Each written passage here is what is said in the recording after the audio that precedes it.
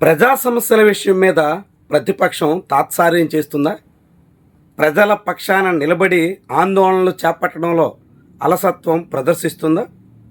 నేరుగా ప్రతిపక్షంలో ఉన్న వైఎస్ఆర్సీపీ అధినేత జగన్మోహన్ రెడ్డి జనాల్లో రావడానికి సంశయిస్తున్నారా? పాదయాత్ర చేస్తానని ప్రకటించి అప్పటి వరకు ఇక ప్రజలతో పని లేదని భావిస్తున్నారా? ఇలాంటి అనేక ప్రశ్నలు ఉదయిస్తాయి. విపక్ష వైఎస్ఆర్సీపీ ఇటీవల కాలంలో ప్రజలకు సంబంధించినటువంటి సమస్యల మీద ప్రెస్ మీట్లు పెట్టడం మినహా పెద్దగా ఆందోళనలు నిర్వహించిన ఆనవాళ్లు లేవు. అనేక సమస్యలతో జనం కదులుతున్నప్పటికీ వైఎస్ఆర్సీపీ మాత్రం ఉలుకు పలుకు లేదన్నట్టుగా కనిపిస్తోంది. అడపాదడపా స్వరం పెంచుతున్నా ఆశించిన మేరకు కదలిక కనిపించట్లేదు. ప్రభుత్వం కదిలేలా చేయడంలో విఫలమవుతుంది. ఇది ప్రస్ఫుటంగా ఇప్పుడు ఆంధ్రప్రదేశ్లో ఉన్న పరిస్థితికి అద్దం పడుతోంది. ఇటీవల రాష్ట్ర వ్యాప్తంగా రైతాంగం తీవ్రమైనటువంటి ఒడిదుడుకులతో సాగుతున్నారు. తాజాగా ఆక్వా రైతులకి ఒక్కసారిగా ఫీడ్ రేట్లు పెరగడంతో తీవ్ర కలకలం రేగుతోంది. మొన్న ఫిబ్రవరిలోనే పెంచి మళ్ళీ టన్నుకి ఒక్కసారిగా 3-4 వేల రూపాయల చొప్పున పెంచేసినటువంటి వైనం మీద అనేక రకాలుగా ఆందోళన కనిపిస్తుంది. ఇంత పెద్ద మొత్తంలో పెంచితే మొత్తం ఆక్వా సాగుదారులందరూ చిక్కుల్లో పడతారు అని తెలిసినప్పటికీ ఆక్వా రైతుల సమస్యల మీద వైఎస్ఆర్సీపీ ఆశించిన వేగంగా కదలడం లేదు. కేవలం 1-2 ప్రెస్ మీట్లు పెట్టడం, రాష్ట్ర పార్టీ కార్యాలయం నుంచి ప్రకటనలు విడుదల చేయడం, ఇది మాత్రమే తమ పని అన్నట్టుగా వైఎస్ఆర్సీపీ వ్యవహరిస్తోంది. అమరావతి ప్రాంతంలో రైతులు ఏకంగా సెకండ్ ఫేజ్ ల్యాండ్ పూలింగ్ని అడ్డుకోవడమే కాకుండా ఫస్ట్ ఫేజ్లో భూములు ఇవ్వనటువంటి రైతుల ల్యాండ్ ఎక్విజిషన్ మీద ఆందోళనకు పూనుకుంటున్నారు. నెల 20వ తారీఖున ఉండవల్లిలో భారీ సభకు కూడా సన్నాహాలు చేస్తున్నారు.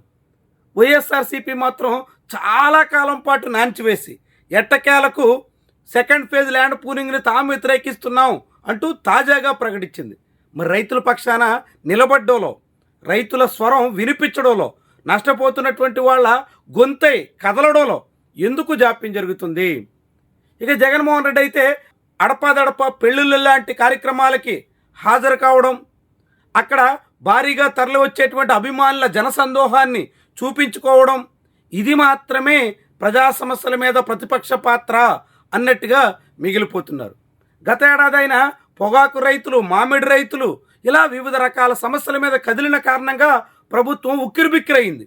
కానీ ఈసారి మాత్రం ఆయన ఏ విషయం మీద స్పందించడానికి పెద్దగా ఆసక్తి చూపడం లేదు. ప్రజల్లోకి వెళ్ళి సమస్యల మీద నిలదీయడంలో శ్రద్ధ చూపడం లేదు. రాష్ట్ర వ్యాప్తంగా ధరాభారంతో సామాన్యులు తీవ్రంగా చతికిల పడుతున్నారు. కానీ వైఎస్ఆర్సీపీ మాత్రం ఎక్కడా ఎటువంటి కార్యక్రమాలకి పూనుకున్న దాఖలాలు లేవు. గతంలో తెలుగుదేశం పార్టీ విపక్షంలో ఉండగా బాదుడే బాదుడంటూ ఇంటింటా ప్రచారం చేసి పెరిగినటువంటి పెట్రోలు, గ్యాసు అన్ని ధరలు జగన్మోహన్ రెడ్డి వల్లే అని చెప్పి జనాల్ని నమ్మించడంలో సూపర్ సక్సెస్ అయింది. కానీ వైఎస్ఆర్సీపీ మాత్రం వరుసగా అన్ని రకాల సరుకుల ధరలు పెరిగిపోతున్నా దాన్ని రాజకీయంగా ఉపయోగించుకోవడం మీద ఏ మాత్రం ఆసక్తి కనబరుస్తున్న ఆనవాళ్లు లేవు. ఇదొక కీలకమైనటువంటి విషయం. రైతాంగం చాలా చోట్ల భూములు ఇవ్వబోము అని కదులుతుంటే వాళ్ళ పక్షాన నిలబడడానికి వైఎస్ఆర్సీపీ లేదు. జనం ధరలు పెరిగి గగ్గోలు పెడుతుంటే వాళ్ళ స్వరమై సాగడానికి వైఎస్ఆర్సీపీ లేదు. అన్నింటికీ మించి పెన్షన్దారులు తమకు కొత్త పెన్షన్లు రావడం లేదు అని రాష్ట్ర వ్యాప్తంగా తీవ్ర ఆందోళనతో ఉంటే వాళ్ళ పక్షాన నిలబడి గట్టిగా అధికార పక్షాన్ని నిలదీయడంలో, అధికార పక్షం దిగొచ్చేలా చేయడంలో వైఎస్ఆర్సీపీ ఏమాత్రం ఉత్సుకత చూపడం లేదు. ప్రజల్లో వ్యతిరేకత పెరిగితే అనివార్యంగా అది తమకే ఉపయోగపడుతుంది, ప్రభుత్వ వ్యతిరేకత అంతా తమకే మేలు చేస్తుంది అనేటువంటి ఉద్దేశం విపక్ష వైఎస్ఆర్సీపీలో బలంగా ఉంది. కానీ రాజకీయాలు అలా ఉండవని, ఆఖరి నిమిషంలో ఏదైనా జరగొచ్చని ఆ పార్టీ పూర్తిగా విస్మరిస్తున్నట్టు కనిపిస్తోంది. నిన్నగాక మొన్న తమిళనాడులో ఏమైంది ఇట్టే అందరికీ అర్థమవుతోంది. చాలా కాలంగా పాతుకుపోయి ఉన్న 2 బలమైన పక్షాలని ఎదిరించి అక్కడ 3వ ప్రత్యామ్నాయం ముందుకొచ్చింది. ఆంధ్రప్రదేశ్లో అలాంటి అవకాశం లేదు కదా అని కాళ్ళు జాపు కూర్చుంటే ఎన్నికల ముందు ఏదైనా జరుగుతుందనడానికి ఆంధ్రప్రదేశ్లో 2024 ఎన్నికలకు చివరి 6 నెలల్లో మారినటువంటి పరిణామాలు ఒక సాక్ష్యంగా చెప్పాల్సి ఉంటుంది. 2023 దాదాపు అక్టోబర్ నవంబర్ వరకు ఆంధ్రప్రదేశ్లో వైఎస్ఆర్సీపీ ఓడిపోతుంది అంటే అత్యధికులు అంగీకరించిన దాఖలాలు లేవు.